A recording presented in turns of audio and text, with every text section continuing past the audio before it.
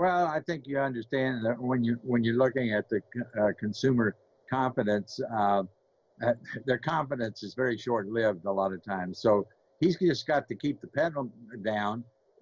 We really got to get that Obamacare repealed.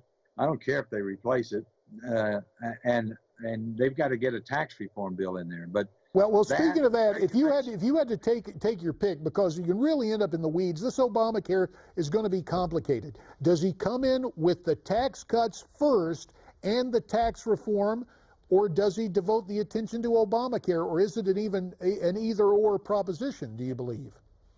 I don't think it's an either-or. I think you could do both at the same time. One goes before the other. But I think it's got to be done in the next 6 weeks to 2 months. The repeal part. The American people can look, if you start putting it off, and there's been talk about, oh, we can do it in a year or 2 years, or we got to phase in or transition. That kind of talk is really upsetting a lot of people that I know of. So, no, you got to come in, repeal Obamacare, whack it. You can spend 2 years replacing it if you want to replace it. And then do the tax reform bill, or vice versa, but do it in the next couple of months. Yeah, bottom line is it's got to get done, or those tea kettles from the Tea Party are going to be back up at full boil. Now, another topic involving my old state I represented, Arizona. We began there with good news. There is some news that I think is concerning, an underreported story that occurred over the weekend.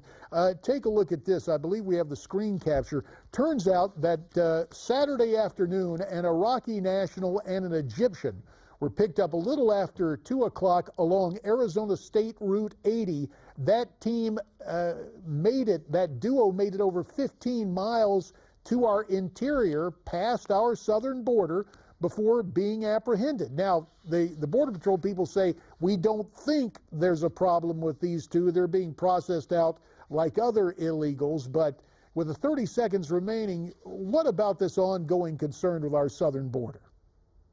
Well, obviously we need a wall. And the Secretary of Homeland Security is down, I think, going to be in Arizona this week.